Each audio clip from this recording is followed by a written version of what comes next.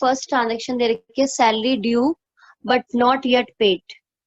Salary due कर दी है but अभी तक आपने पे नहीं किया है, that means this is outstanding expenses. Outstanding मतलब इसी ईयर से लेट करते हैं बट हमने पे नहीं किया, that means it creates burden on us, और जो बर्डन क्रिएट करता है वो लायबिलिटी है। इसीलिए ये क्या होगा, कैपिटल में से माइनस हो जाएगा क्योंकि दिस ईयर से रिलेट करता है, और साथ ही साथ लायबिलिटी साइड में एक न्यू कॉलम क्रिएट हो जाएगा आउटस्टैंडिंग एक्सपेंस के नाम से। ठीक है, इसका रीजन क्या है, क्योंकि हम एक्रूवल बेसिस लेके चलते हैं। कैपिटल में एक्सपेंसेस वही माइनस होंगे, लॉसेस वही माइनस होंगे जो करंट ईयर से रिलेटेड है। सेम जो प्रॉफिट और इनकम है वो भी इस ईयर से रिलेटेड है, तभी वो प्लस होगी, अदरवाइज वो नहीं होगी। इस कॉन्सेप्ट के ऊपर ही स्पेशल ट्रांजैक्शन बेस्ड है। एक्सपेंसेस कौन से, जो सिर्फ और सिर्फ इस ईयर से रिलेटेड है, मतलब अगर नेक्स्ट ईयर के हैं तो भी कैपिटल में से माइनस नहीं होंगे, प्रीवियस के तब भी नहीं होंगे। सेम एज कोई इनकम है जो इस ईयर से रिलेट करती है, वही बस आपकी प्लस होगी, अदरवाइज नहीं होगी। अगर कुछ एडवांस में मिला है तो वो ऐड नहीं होगा, लेकिन एक्सपेंसेस जो इस ईयर से हैं बट हमने पे नहीं किए, पे नहीं भी किए, अगर इस साल से रिलेटेड है तो वो कैपिटल में से माइनस होंगे। तो इसी पर बेस्ड है। बाकी जैसे ये एक्सपेंस थे, ये इस साल से रिलेटेड थे बट पे नहीं किए, तो मैंने क्या किया, कैपिटल में से माइनस कर दिया। कैश रिड्यूस नहीं हुआ लेकिन कैपिटल में से माइनस करा, क्योंकि ये इस साल के थे। दूसरा, पे नहीं किया, बर्डन है, इसलिए लायबिलिटी में न्यू कॉलम। सेकेंड है income earn but not yet receive. Earn कर ली है, इसी साल की इनकम है लेकिन मुझे अभी तक मिली नहीं है, तो फ्यूचर में मिलेगी। इसको हम बोलते हैं एक्रूड इनकम।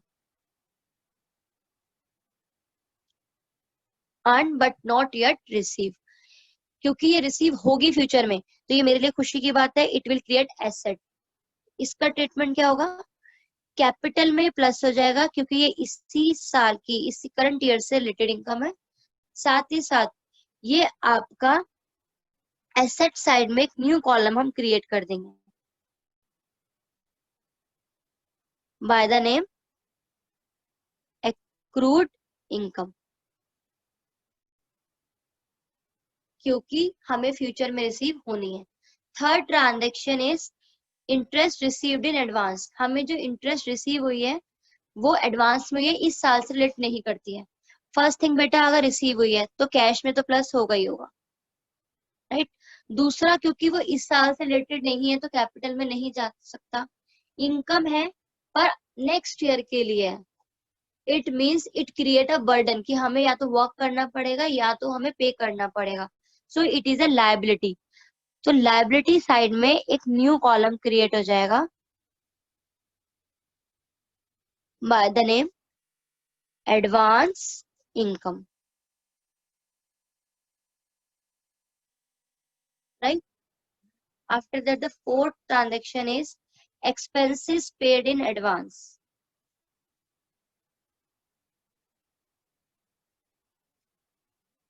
अगर मैंने कोई एक्सपेंस एडवांस में पे कर दिए हैं तो it is called prepaid expense. ये एक्सपेंस इस साल से रिलेटेड नहीं है बट मैंने पे किया है। अब पे किया है तो कैश तो रिड्यूस होगा ही होगा, so we will reduce cash, we will deduct it from cash, जितने भी अमाउंट होगी यहाँ पर। उसके बाद इस ईयर से रिलेटेड होता है तो मैं कैपिटल में माइनस कर देती, बट इस साल से रिलेटेड नहीं है, नेक्स्ट ईयर के लिए है, तो इसका बेनिफिट मुझे बाद में मिलेगा उल्टा, तो इट इज एसेट। एसेट तो एसेट में एक न्यू कॉलम ऐड हो जाएगा प्रीपेड एक्सपेंसेस। अब यहाँ मैं एक्सपेंस लिख रही हूँ बेटा, प्रीपेड सैलरी हो सकती है, प्रीपेड इंटरेस्ट हो सकता है, कुछ भी हो सकता है। Next is depreciation on machinery या किसी भी एसेट पे। डेप्रिसिएशन का मतलब है फिक्स एसेट की वैल्यू रिड्यूस होना, और फिक्स एसेट की वैल्यू यूज करते हो या इफ्लेक्स ऑफ टाइम है, रिड्यूस तो होती है, तो बिजनेस के लिए एक्सपेंस है ये, तो ये कैपिटल में से माइनस हो जाएगा। साथ ही साथ वो एसेट की वैल्यू भी कम होगी, इसलिए उस एसेट में से माइनस हो जाएगा। अब वो एसेट मशीनरी भी हो सकती है, फर्नीचर भी हो सकता है। उसमें आपको लैंग्वेज दी होगी, provide depreciation at the rate 10% on machinery. Machinery पर 10% लगाइए, तो जितने की मशीनरी है उसका 10% आप कैलकुलेट करोगे, मशीनरी में से माइनस एंड कैपिटल में से minus. Next transaction is interest paid on loan. Loan पे अगर मैंने इंटरेस्ट पे किया है तो एक तो मेरा कैश रिड्यूस हो जाएगा, दूसरा इंटरेस्ट पेड मेरे लिए एक्सपेंस है, बिजनेस के लिए फाइनेंस एक्सपेंस है, तो कैपिटल भी कम हो जाएगी, इसी साल का खर्चा है। डेप्रिसिएशन और मशीनरी में रिपीट कर देती हूँ। डेप्रिसिएशन और मशीनरी का मतलब है कि फिक्स एसेट की वैल्यू कम हो गई है, घिस गई है, एक तरीके से आप समझो। कहते हैं ना कि कोई भी एसेट आप यूज करते हो तो धीरे धीरे वो घिसेगी। आप बाइक लेकर आए आज, क्या वो ईयर एंड पे उतनी रहेगी? चाहे मत चलाओ, लॉकडाउन की वजह से हम नहीं चला रहे, तब भी उसकी वैल्यू रिड्यूस होगी। तो वैल्यू रिड्यूस होगी तो एसेट कम हो जाएगी, एसेट की वैल्यू कम होगी, एसेट में से माइनस। और ये हर बिजनेस का एक्सपेंस है कि कुछ यूज करोगे तो खर्चा तो होगा ही, इसलिए कैपिटल में से भी माइनस हो जाएगा। फिर आता है इंटरेस्ट पेड ऑन कैपिटल, ये बड़ी अच्छी ट्रांजेक्शन है। बिजनेस ने बिजनेसमैन को इंटरेस्ट, एक्चुअली प्रोवाइड वर्ड लिखेंगे यहाँ पर, प्रोवाइड किया। बिजनेस के लिए खर्चा है, बिजनेसमैन के लिए इनकम है, इसलिए कैपिटल में माइनस कैपिटल में प्लस। बिजनेस ने बिजनेसमैन को दिया कि जो आपने पैसा लगाया, तो इस ट्रांजैक्शन को कैपिटल में माइनस कैपिटल में plus. Next is goods withdrawn for personal use. बेटा पहले तो ये ध्यान रखना, ये पर्सनल यूज आएगा तो मतलब आपकी कैपिटल रिड्यूस हो रही है, ये ड्राइंग्स है, पर्सनल यूज को हम बोलते हैं ड्राइंग्स। बिजनेस के लिए खर्चा है ये, गुड्स निकाली है तो आपका स्टॉक कम हो जाएगा, एक तो स्टॉक में से माइनस हो जाएगा। दूसरा, क्योंकि पर्सनल यूज के लिए कभी भी निकालोगे वो ड्राइंग है, बिजनेस के लिए खर्चा है, इससे कैपिटल माइनस हो जाएगी। अगर यहाँ पर मैं बोलती cash withdrawn for personal use, तब भी वो ड्राइंग होती, तो कैपिटल में से माइनस कैश में से माइनस, जो भी मैंने पर्सनल यूज के लिए निकाला है वो माइनस हो जाएगा, वो कम हो जाएगा, साथ ही साथ मेरी कैपिटल कम हो जाएगी। ठीक है। 9 transaction, it is also very important. Open bank account, यहाँ पर लिखेंगे open current bank account and transfer 1 lakh from the saving account. देखो बेटा, बिजनेस का जो अकाउंट होता है, बिजनेस जो अपना अकाउंट खुलवाती है, या तो क्वेश्चन में वो सिर्फ बैंक के नाम से आएगा या फिर वो आएगा करंट अकाउंट के नाम से। और जो पर्सनल किसी पर्सन का अकाउंट होता है, आपको पता भी होगा, हाउस होल्ड जो वैसे उसको सेविंग बैंक।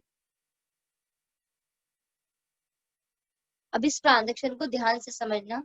हुआ क्या है, एक पर्सन ने अपने पर्सनल अकाउंट से बिजनेस में पैसा लगाया, बिजनेस के अकाउंट में पैसा लगाया, तो it is nothing more than the capital investment. इसका मतलब है कैपिटल इन्वेस्ट करिए।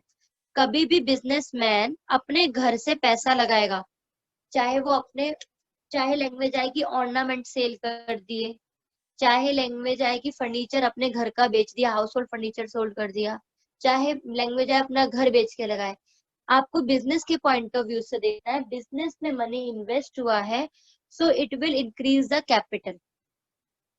पर्सनल बैंक से लाया मतलब घर से लेकर आया, that means it will increase the capital. एक तो ये कैपिटल में प्लस हो जाएगा, दूसरा बिजनेस के बैंक अकाउंट, बिजनेस के एक एसेट मतलब कि बैंक बैलेंस इंक्रीज हो रहा है तो बैंक में प्लस हो जाएगा। It was very important question. अगर आप अपने पर्सनल अकाउंट से बिजनेस में ट्रांसफर कर रहे हो, दैट मीन्स कि आप कैपिटल रिड्यूस कर रहे हो। भाई कैपिटल मतलब क्या है कि एक पर्सन अपने बिजनेस में पैसा लगा रहा है, तो सेविंग अकाउंट से ला रहा है, तो मतलब यही तो हुआ कि अपने घर से पैसा ला रहा है, मतलब कि बिजनेस में पैसा इन्वेस्ट कर रहा है, तो कैपिटल इंक्रीज हो जाएगा। साथ ही साथ